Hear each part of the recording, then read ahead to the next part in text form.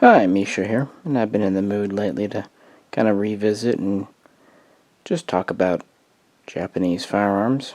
So in this video, I'll probably tell some stories that I would line up kind of the unique special guns that the Japanese Navy, as well as its Naval Special Landing Forces or Special Naval Landing Forces, essentially Marines, would use.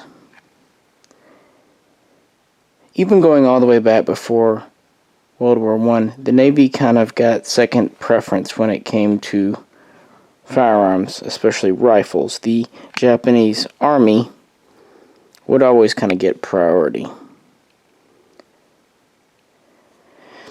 So, to that end, I brought back out several guns.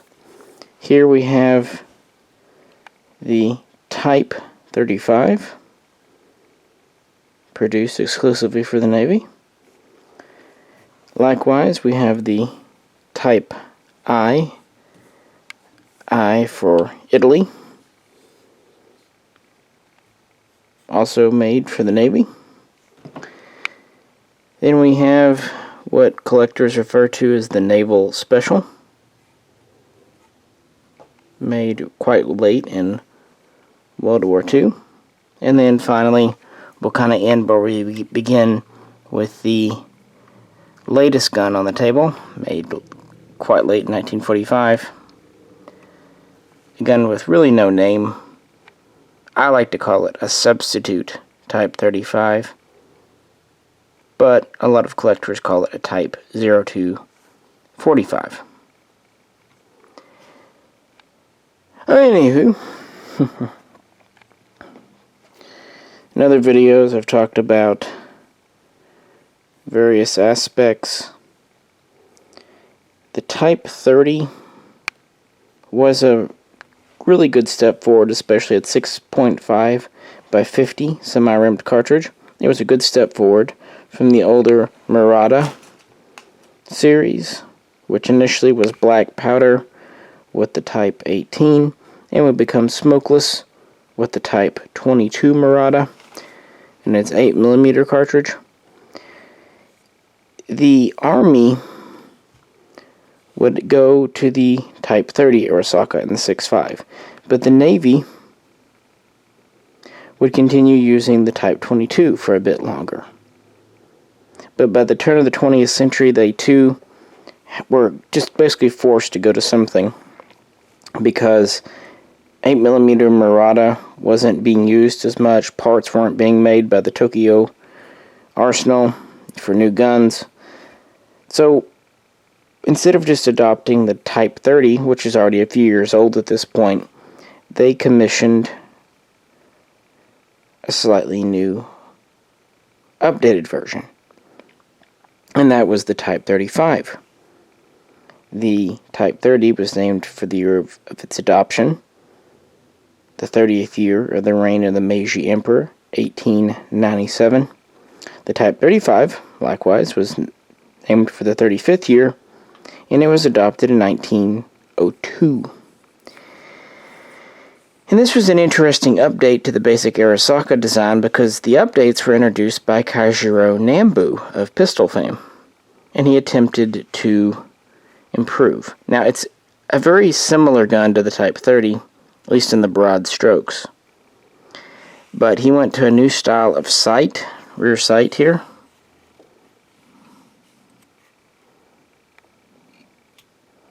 which you actually squeeze to move it up and down. He also tried to fix one of the problems of debris getting into the Arisaka's rather delicate action with multiple parts by adding a manual dust cover. Anyone who owns a Siamese so-called Mauser will recognize this style of dust cover. It slides with a little catch forward. He would also improve the safety by going to a larger device. He would introduce the plum-shaped cocking knob with this, change out the style of spring in the magazine. The upper handguard is quite unique to this style because of the new sight. The front of the barrel is very similar, takes the same type of bayonet lug. A slightly different Type 30 bayonet variant was made for the Navy, but it still has the basic same lug. And yeah, the stock is pretty well. I mean, it is different, but it's very similar. So the main differences are the rear sights and slightly updated action and the dust cover. So this was a special gun made at the Tokyo Arsenal for the Navy, with initial production from 1902 and lasting to about 1905. And they would build roughly 38,000, with, many going to the special naval forces or just being kept on board ships for defense. It's a full-length rifle. They never did a carbine. This was short-lived, of course, because in 1905, the Type 38 would be introduced.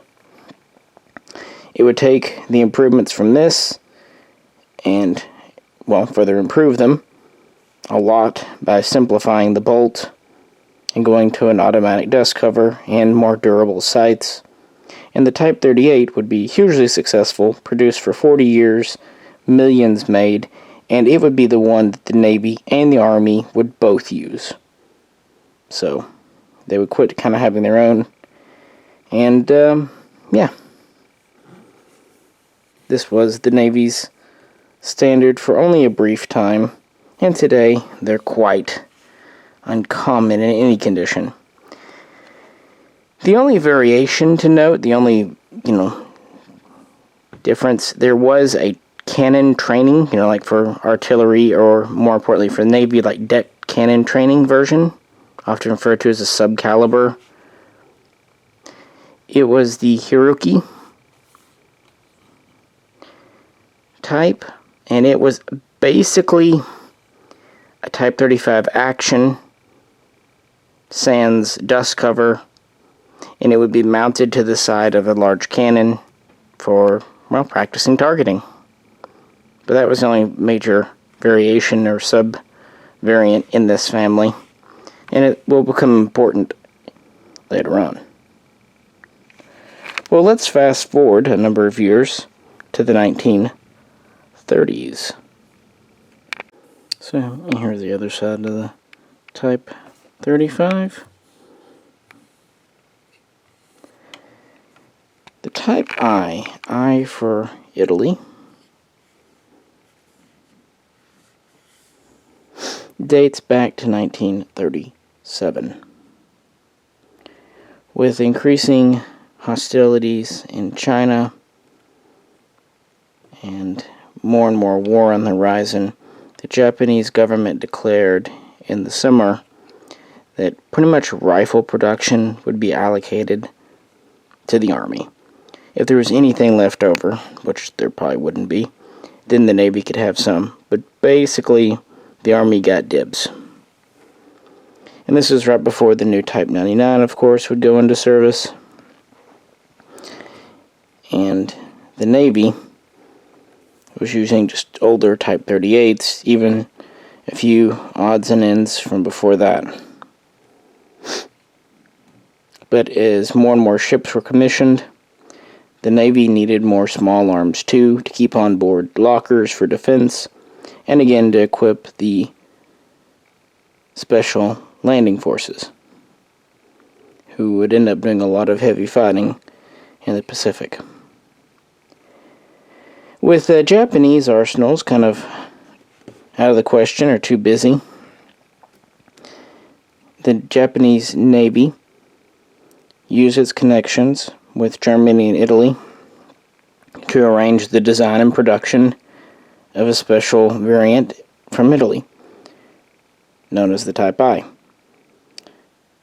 Basically, the design would happen in 1937 at the Terni Arsenal, and then beginning mostly in 1938 and 39, these would be in full production. Beretta was a major producer. They built at least 40,000. And at least 2 or 3 other state-owned factories would build them. It's a little bit of contention as to how many were made Low-end estimates say 60,000. Wikipedia at the moment says 80,000. High-end estimates seem to be 120,000. Not a very huge number, either way. I would say probably the 80,000 is closer to reality because of serials and whatnot. But who knows? Most of those records were lost to time. Deliveries would begin in 1938, run pretty hardcore through 1939, and the last deliveries would happen in 1941 before Japan attacked Pearl Harbor. It's a pretty conventional long rifle, firing the same 6.5 Arisaka round as earlier. Has the same general barrel length of around 31 inches. Same style of sights. Takes Arisaka Type 30 bayonets. Kind of a short upper handguard as you'd see on an Arisaka. Pretty standard rear sights. It has an internal flush fit 5-round mag. It even was made with a 2-piece buttstock in the back, dovetailed together here like you see on Arisakas. But, because it was made in Italy, the system itself is Carcano. The trigger has that distinctive Carcano feel. The bolt is 100% Carcano, even with the Carcano style safety. Meaning, of course, the receiver is essentially Carcano style. So it's basically a Carcano action with Japanese trimmings. Now, one interesting thing, since these were built outside of Japan and they were built for the Navy, they did not have a chrysanthemum. There's only one difference, aside from, of course, just different manufacturers. The stock length, it varies a bit. It's about a half inch to an inch. There's kind of a long stock and a short stock version. There's debate if this was done in Italy, maybe to make an adjustment for the Japanese, or if maybe Japan cut them down. I seem to think it's probably something done in Italy, because I don't know why they'd go to the trouble of cutting an inch or even less off a stock. But either way, something to know, there are two different stock lengths. Also, speaking of the stock, this is pretty damn thick. It doesn't have tangs like a regular Arisaka stock, but it is very thick on the wrist here, thicker than most Arisakas, and it is very thick on the handguard. It's actually, even though it's the same length as an Arisaka, it's noticeably heavier. These were, again, put on board ships for defense. They were given and they were primarily used by the Special Landing Forces throughout World War II. And they were actually popular with Japanese marksmen who didn't have a true sniper scoped rifle, but it was felt these were maybe just a smidge more accurate.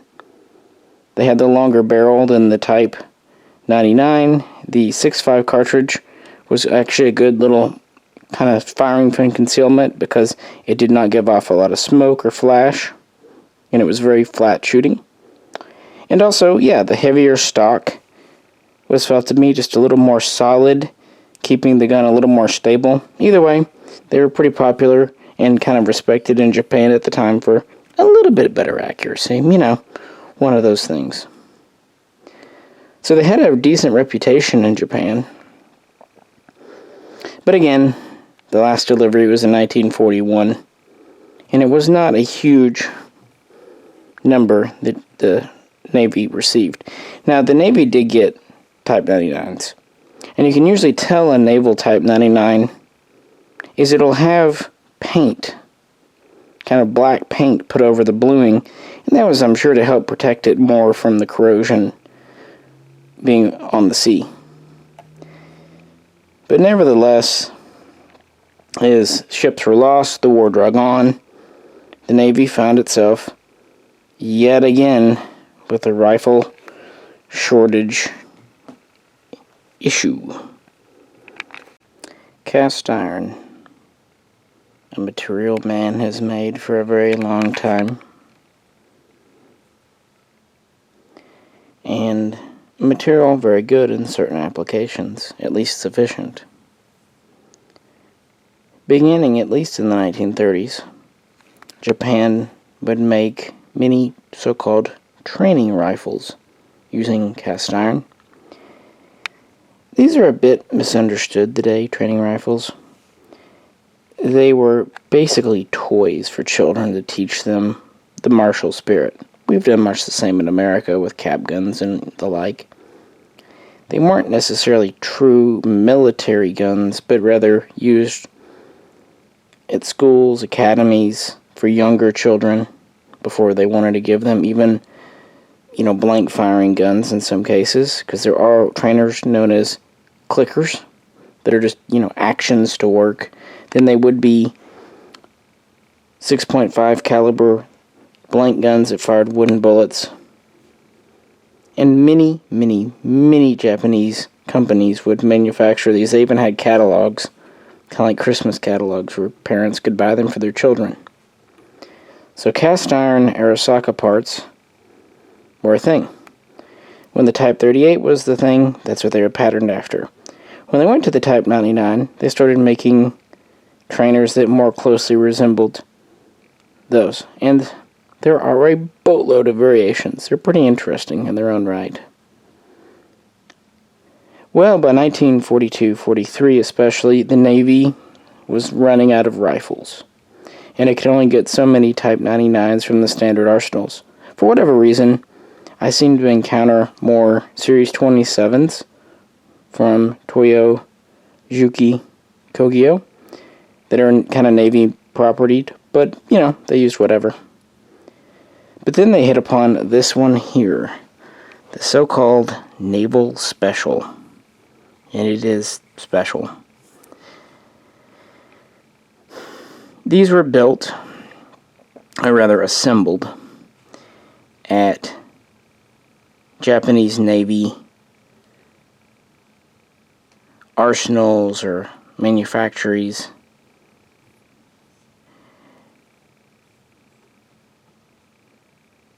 Most seem to have been at least assembled at Yokosuka, but parts were subcontracted out, including the barrel, including to many of the makers that have been doing the so-called training rifles, because everything on this is either wood, as you see, or cast iron. The front sight is cast iron, bayonet lug, ring, barrel band. The rear sight is very much like a trainer rear sight in cast iron.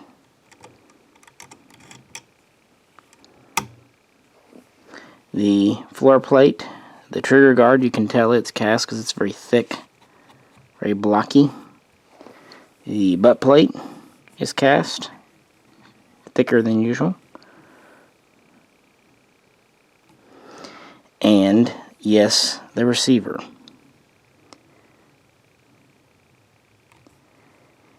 The only things that are true hardened ordnance grade steel are the barrel itself and the bolt itself. Now when I say itself, I mean the main body. Actually, the cocking piece is another cast part. You can see a seam line on this one. And the safety is cast.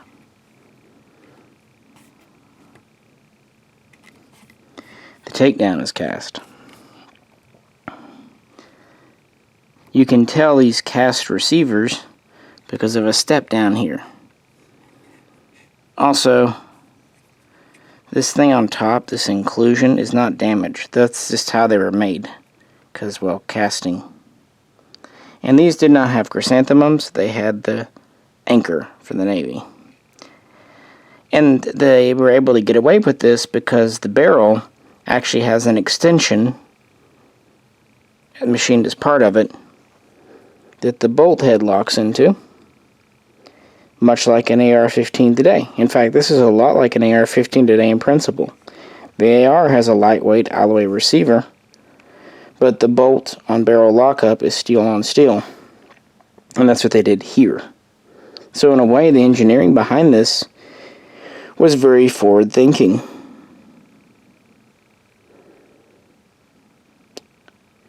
But the rest of the rifle is, of course, extremely crude.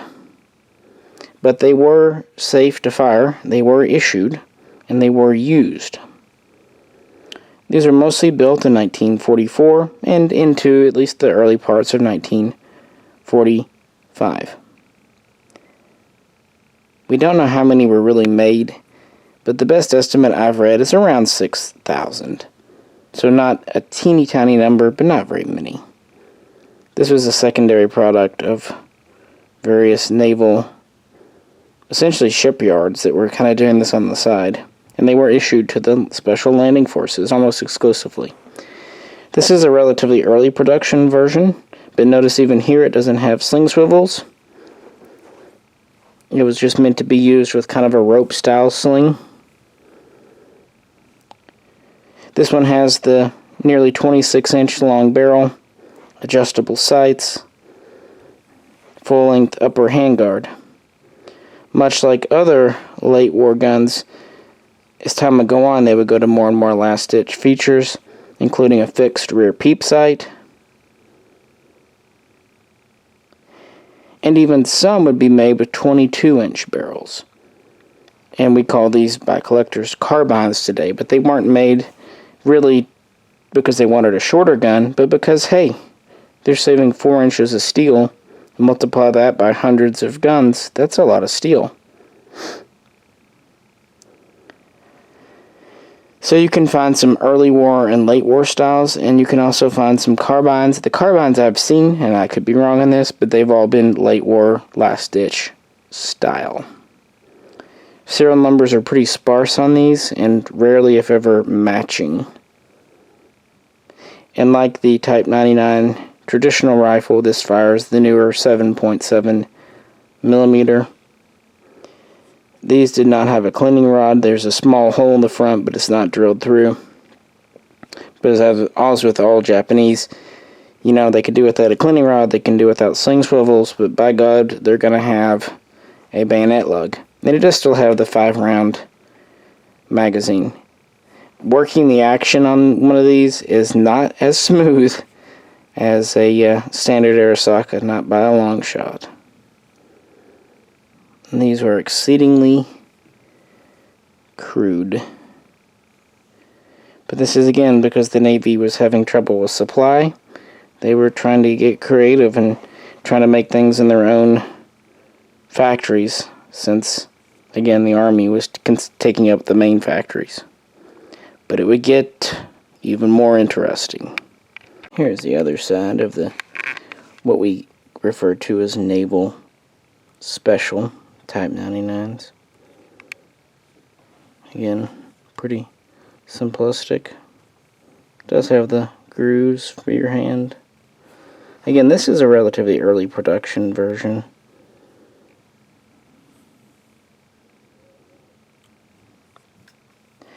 But they would kind of quit making these by kind of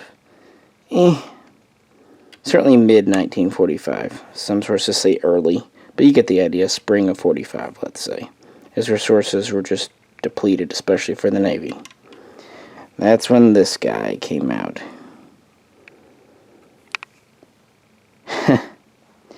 You know, there are a lot of variations in the standards of the Naval Special, early, late, long, and short. For this one, there were no standards. They were put together as best they could.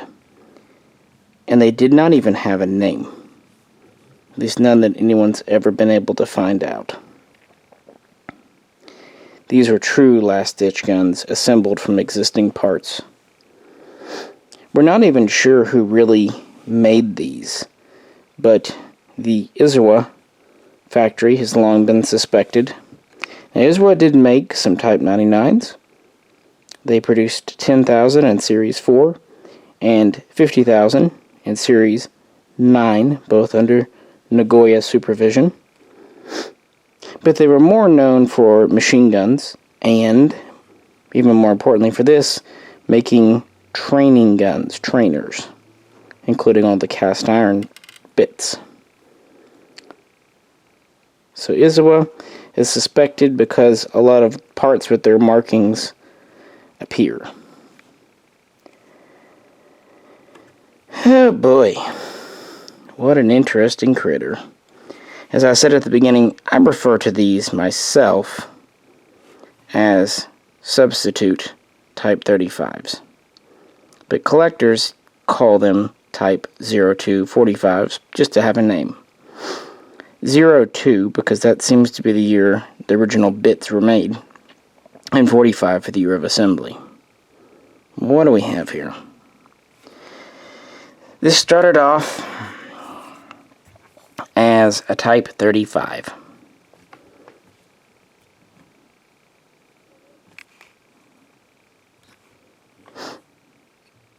And what they did in 1945, they pulled out old Type 35s and reissued them.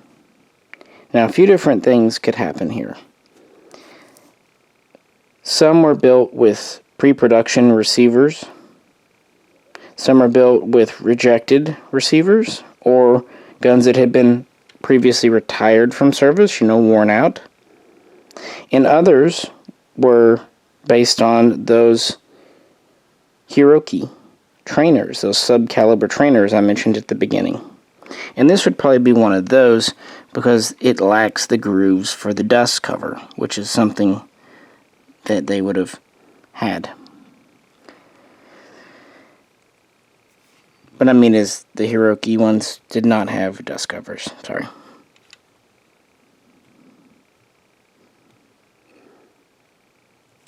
Barrels could come from any number of sources. Type 30s, Type 35, original barrels, even Type 38 barrels could be fitted to some. Heck, even machine gun training barrels, the ones with the fins, have been seen. Some of them quite famously, although these are pretty uncommon. Most stocks seem to have been taken from training rifles. However, mine, and I've seen a couple others like it, have old Type 30 stocks that they've been installed in. So they just grabbed whatever stock they could get.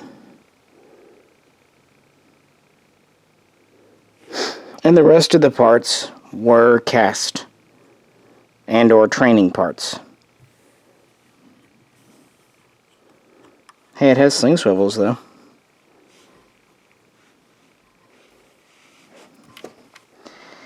Most notably, we have a training style rear sight.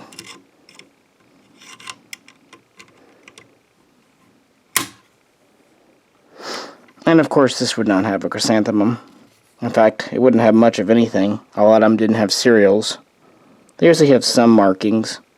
Some are old markings left over from whatever they were built from, like rejection stamps or whatnot. Others were some basic control assembly numbers, but yeah, there's not a lot of consistency with these.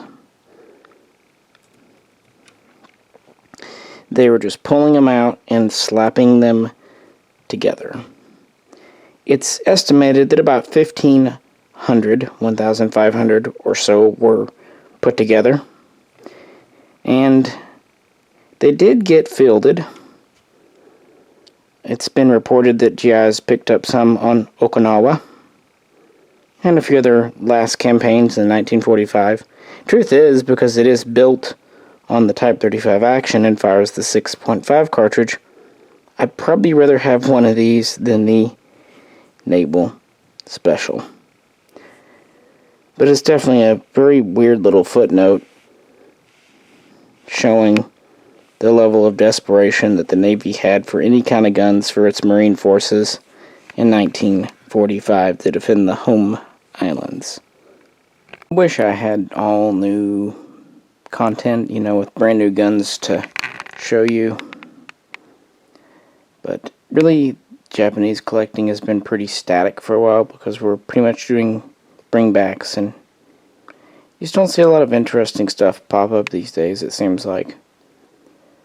But I had never really laid them all out and kind of talked about the story, the saga of the Japanese Navy attempting to get rifles. So I hope you enjoyed it. Thought I'd just kind of end with some final thoughts, a little bit of story time. The whole thing is quite interesting, because if you think about it, at the beginning here of all this, they started off... where did I stick it? There's where I stick it, so you could kind of compare together. They started off with their own contracted rifle. And it was actually an improvement, or at least meant to be an improvement, on what the Army had.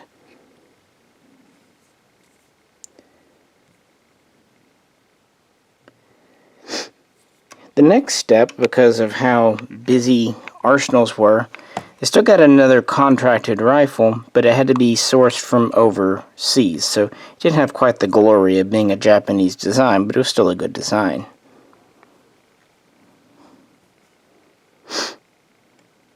But then, of course, we get to this, where the Navy had to do what it could to make its own guns, and they were, at least in the sense of the trying to actually make a cast receiver safe and workable, pretty innovative in their barrel system.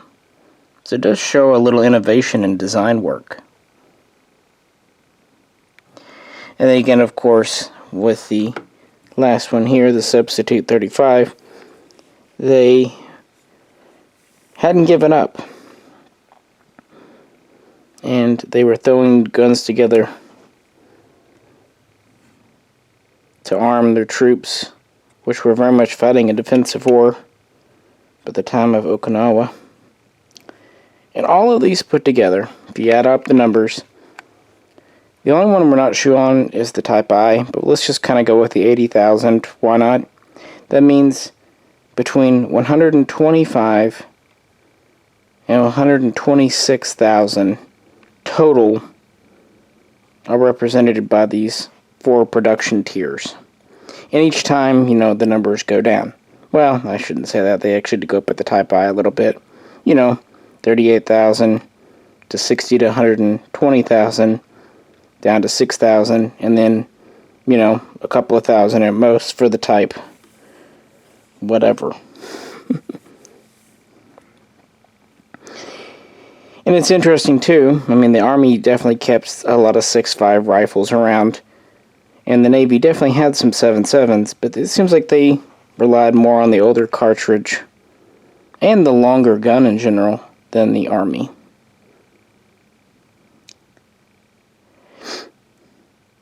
This Type 0245 is a little special to me. I bought it years ago off someone who's become quite a friend over the last, decade. In fact, I've visited him and helped him in a few things and whatnot, but this came from him, so it'll probably be one I'll never get rid of. And I got it initially because I wanted a Type 35, and this is what you could find. Even though not that many of these were made, they are relatively common, at least as far as uncommon guns go. They often get lumped into the last-ditch training thing, and I don't think a lot of people know what they are.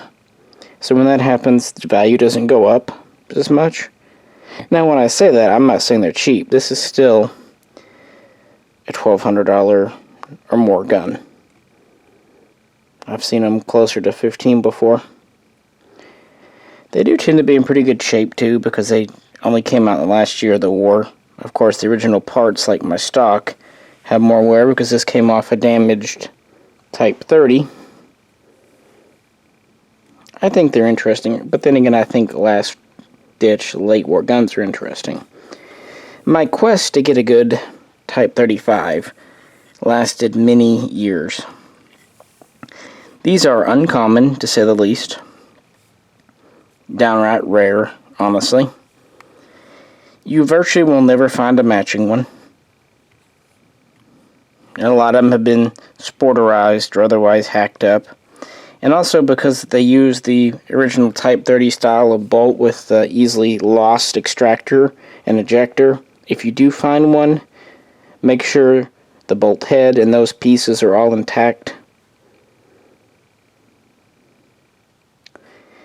The dust covers are usually on these, but not always, so those can be missing as well. And these rear sights are very delicate, so check it out. And I would not manipulate these much because the spring steel used gets weak and fractured over time and will break. So if you get one, don't fidget with the sights is my advice.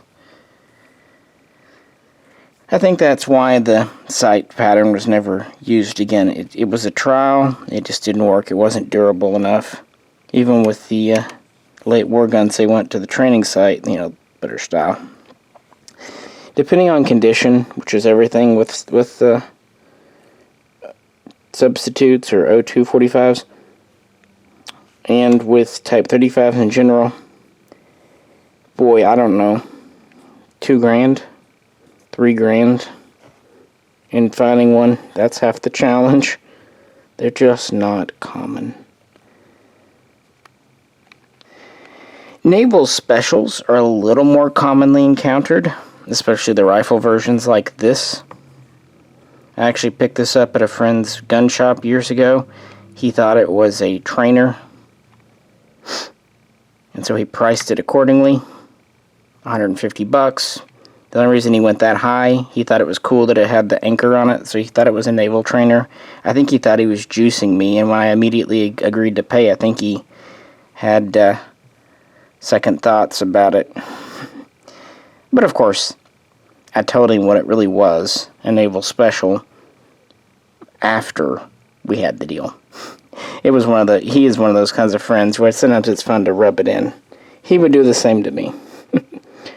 But so sometimes you can get lucky with the specials. They'll get lumped in with trainers because of all the cast parts. But if not, depending on the exact condition, configuration, you're looking at $1,000 to $1,500 for these as well. But they are more commonly encountered, at least compared with Type 35s. You can find these occasionally, but they're not common. The only one of these that really you can find anytime, it's just kind of funny, is the Type I. I think the Carcano, Arisaka, Japanese, Italian interbreeding is interesting. I also think these are nice rifles. And a lot of times they're in really good shape, assuming they haven't been sporterized, just because they were kept on board ships and captured, and you don't have to worry about mums being scrubbed off, and there aren't really any serial numbers on them aside from the main one on the barreled action, so you don't have to worry about matching. But for whatever reason, the collector market hasn't really gone after these. I just sold one a few weeks ago, and it went for $500, which I was thrilled with. I think I started it off at $250 or $300. So they bring about like what a Type 38 will, depending on condition and whatnot. But considering relatively how few were made and the interesting Axis history of them, I have to wonder if one day these will kind of blow up. They have gone up a little bit, but I don't know, I feel like it's maybe one of those guns that hasn't quite been discovered yet. I've always thought they were neat. And, yeah, as far as shooting, I would not hesitate to shoot a Type I, assuming, like any old gun, it's in good shape, headspace checks out. I would not shoot a naval special. Hell no. They were nominally safe to fire 70 years ago, but age and time, plus Lord knows what's happened to them in the interim, why would you risk shooting a cast iron receiver gun, maybe, least of which damaging it, most of which blowing your face off, when you can just shoot a regular mid-war Type 99 and it'll shoot exactly the same. So I definitely would just look for a collectability on these. And the same goes for the Type 35. As rare as these are, and as impossible as it is to find parts, at least originals, like bolt parts, sight parts, I really wouldn't shoot them. Plus, again, the condition.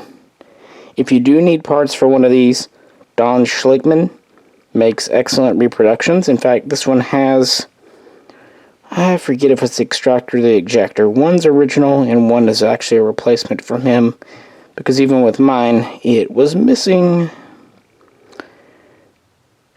The 0245, the substitute Type 35, I'd probably be more likely to shoot than the standard, but even then, I don't know why you'd really want to. A Type 38 rifle is going to shoot the same or better. Why risk breaking a very late war gun? And who's to say about headspace and all that jazz? But I guess if you just absolutely had to shoot one or the other, I would advise this one over this one. But really, the only one on the table that I would buy with consideration of shooting would be the Type I. Everything else is just too old, too late war, or just too rare to risk it. That's just my personal opinion, of course. You own a gun, you can do anything that's legal you want with it, including shoot it. I know someone who shot a Type 5, one of the M1 Grand copies. Of course, at the same time, it blew up, and his $25,000 gun turned into about $2,000 worth of parts when he did it.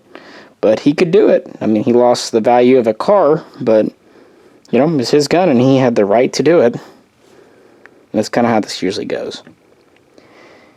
Yeah, I wouldn't really consider this a collector's 101 buying guide, because these are definitely more advanced, and if you're in the market for these, you know what you're looking at. I'm not here to educate you. I just thought it'd be fun to kind of line them all out on the table and talk about Japanese Arisakas, in a way, or Japanese naval Arisakas, I should say.